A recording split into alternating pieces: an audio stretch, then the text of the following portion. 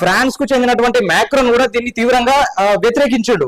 ఎట్లా అంటే ఇప్పుడు నీ దగ్గర అధికారం ఉంది, నేను ప్రపంచ పెద్దనను, నాది పెద్ద దేశము, డిజిటల్ గా ఆర్థికంగా నేను గట్టిగా ఉన్నా అని చెప్పేసి నువ్వు వెనిజులా అధ్యక్షుడిని ఎత్తుకొచ్చినావు కదా.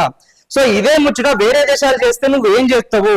ఇప్పుడు రష్యా ఉంది, రష్యా అధ్యక్షుడు వ్లాదిమిర్ పుతిన్ ఒకవేళ యుక్రెయిన్ అధ్యక్షుడైన జెలెన్స్కీ మీద ఇలాంటి చర్య తీసుకుంటే, హెలికాప్టర్ పంపి సైనికులను పంపి జెలెన్స్కీని పట్టుకరమ్మంటే వాళ్ళు పోయి సంకలేసుకొని తీసుకొస్తారు. సో దాన్ని నువ్వు ఒప్పుకుంటావా? చిన్న చిన్న లోలు అయితే నువ్వు మధ్యలో దూరి అంటే మీడియేటర్ లెక్క వ్యవహరిస్తుంటావు. సో మరాదే పని వాళ్ళు చేస్తే ఒప్పుకుంటావా? ఇప్పుడు తైవాన్ కును చైనాకు లొల్లి జరుగుతుంది.